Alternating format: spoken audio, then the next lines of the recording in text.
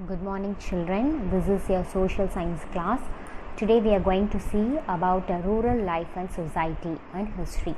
So rural life is nothing but village life, okay? The people, the lives of the village people and about their society is going to be discussed in this chapter. So in this chapter you will come to know about the Routry system, Mahalwari system. These are the system which was practiced in those period during our British rule, and about the permanent settlement, okay, which was introduced by the British people, the merits and demerits of it, the land revenue system of the cultivators, and about the Malfa rebellion. So will be discussed briefly in this chapter. Let me go to the introduction part. In the pre-colonial period, Indian economy was predominantly an agrarian economy. So Indian economy is always the most important significant thing is agrarian, which means agriculture. Agriculture is considered to be the main thing for the Indian economy.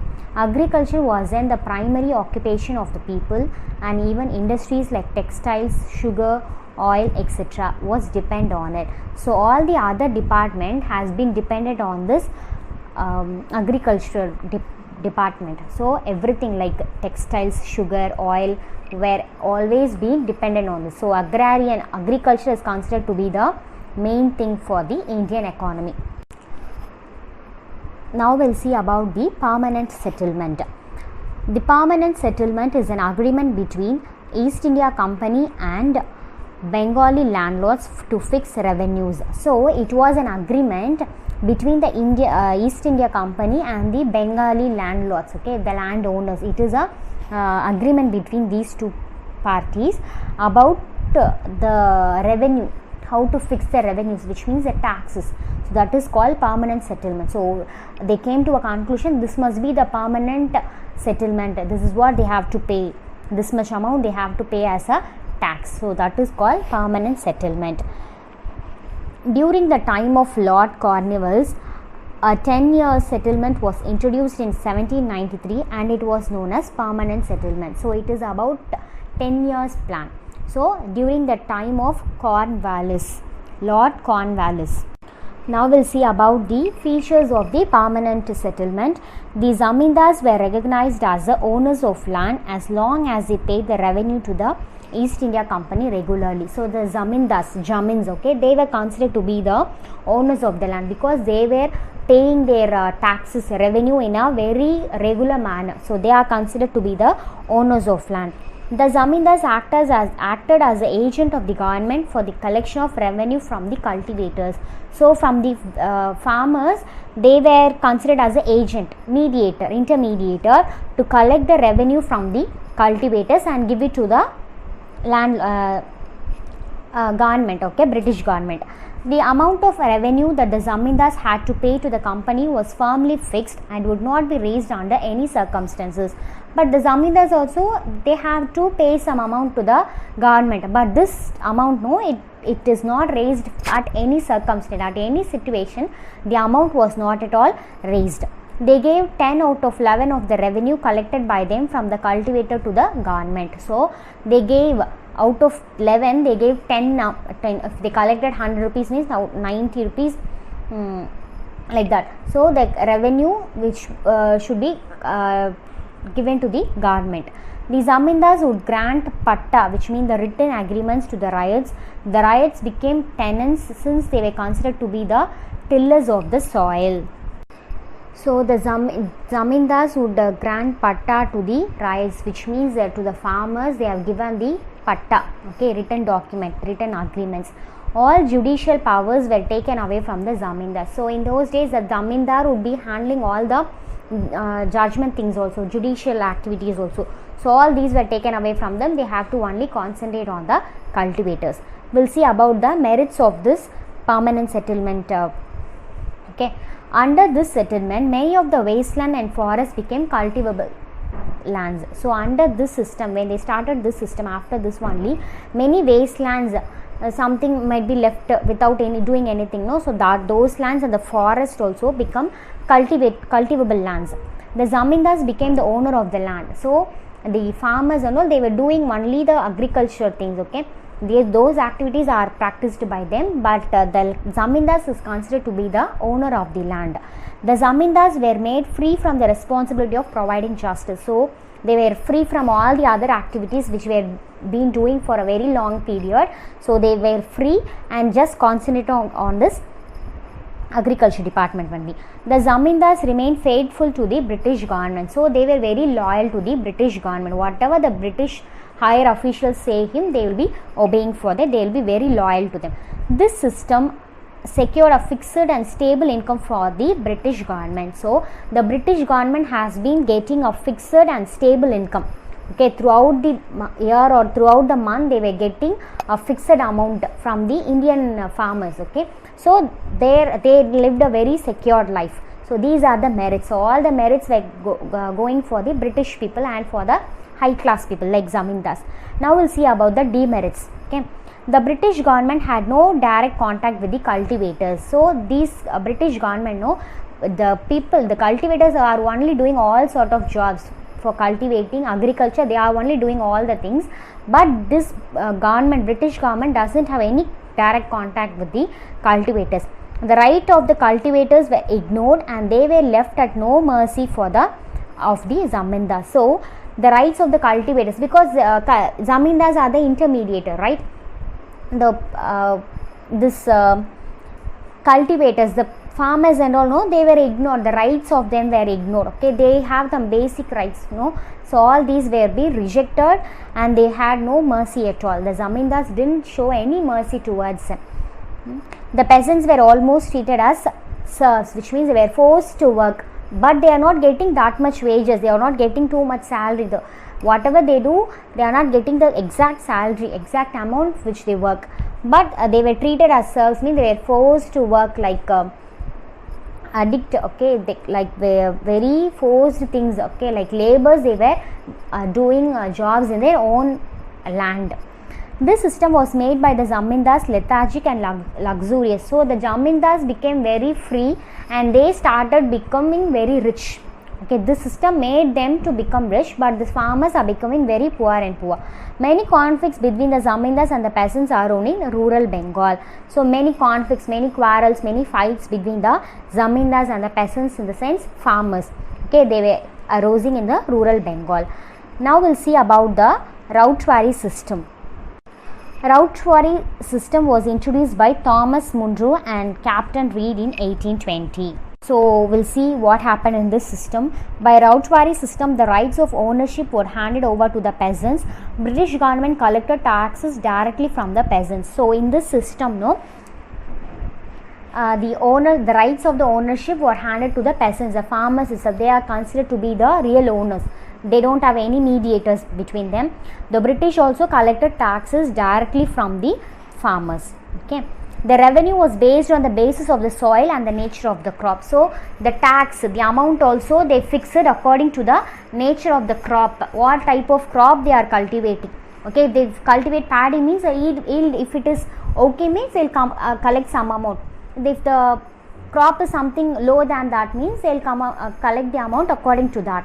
So the revenue is based on the basis of the soil and basis of the crop and according to the climate, everything. Okay, they considered all these things. Rents would be periodically revised, generally after 20 to 30 years. So they revised the rent amount also. So 20 to 30 years, between these years they were revising. Okay. The position of the cultivators become more secure. In this system, the settlements were between the government and the ryots. In fact, the government later claimed that the land revenue was rent. So the position of the cultivators, the farmers became very secure. Okay, they got the very good amount for their cultivation. Whatever they do, they were very secure. They got a very good amount. So this system is considered to be very secure for them. Now we'll see about the Mahalwari system. Mahalwari system, it was introduced in the Ganga Valley and the Northwest Province, parts of the Central India and Punjab in 1882. So at this period it was introduced. Lord William Bentinck was to suggest radical changes in the Mahalwari system. So this person, Lord William Bentinck, so he has changed many things in this Mahalwari system. So we'll see about the features. the Lambarder acted as intermediaries between the government and the villagers. So like zamindars, they are also had intermediaries between the government and the villagers. It was a village wise assessment. One person could hold a number of villages. So under one person, many villages was under them. The village community was the owner of village common land. The village land belonged to the village community. So the village community, in the, have you seen in films also, no, one person will be holding near 18 to 19 panchayats. So like that, village community, village head was there. He was controlling all those things. Okay, now we'll see about the impact of British land revenue system on the cultivators. So what it affected, how it is affected the cultivators, this land revenue system. We'll see about that. The peasants were overburdened with taxation. Due to the tax burden and famines in general, the people suffered in poverty and burdened with debt. So the peasants, farmers, no, they were overburdened with taxation. They have to pay a large amount for tax. Whether they get profit or not, they have to pay the taxes. Due to this tax burden, they have suffered in poverty. Okay, they don't have proper food and all, and burned with debt also, lot of debt. They were borrowing many money also, though they suffered with all these things.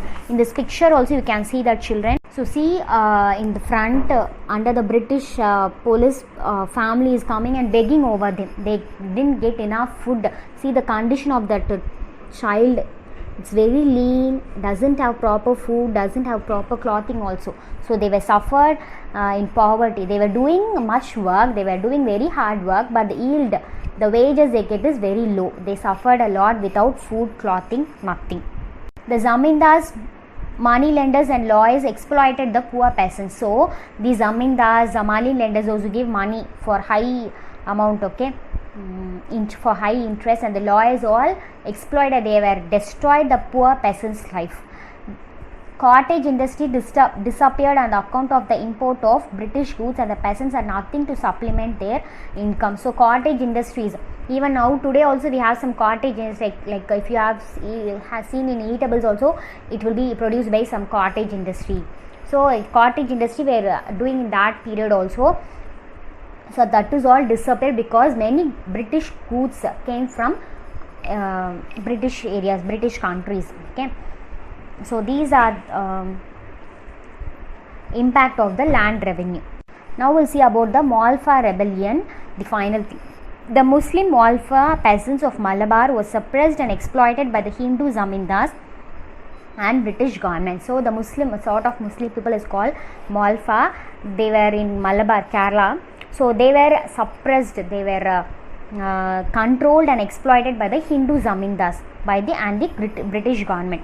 This was the main cause for this revolt. So the main cause for this revolt, for this fight, is their suppression. Okay, the Malfa peasants got momentum from the Malabar District Conference held in April 1920. This conference supported the tenants' cause and demanded legislation for regulating land or tenant relations.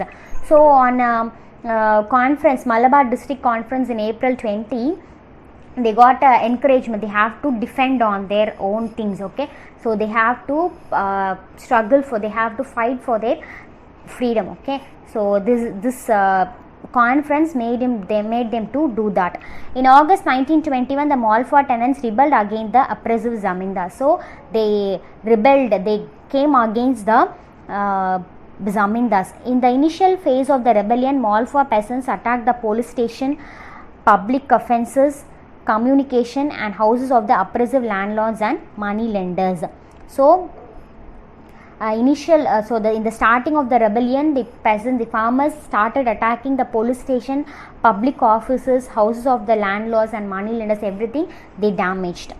By December 1921, the government ruthlessly suppressed the Malfa rebellion. So 1921 December, so it started in 1921 August. So by 3-4 months, December, the government they suppressed, they controlled the Malfa rebellion. According to an official estimate, as a result of government intervention, 2,337 Malfa rebels were killed, 1,650 wounded and more than 45,000 captured as prisoners. So as a result of this revolt, many were killed, nearly 2,337 Malfa rebels were killed and 1,650 were wounded, severely wounded, and nearly 45,000 people were captured as prisoners. That is what you can see in this picture, children.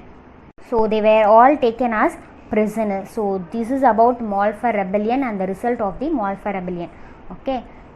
In this chapter, you came to know about the features of Rautwari system, Mahalwari system, merits and demerits of the permanent settlement, the impact of the British land revenue on the cultivators, and about the Malfa rebellion. I hope you would have understand this chapter. Just if you couldn't understand, just put it again, rewind it and hear through it thoroughly. Thank you, children.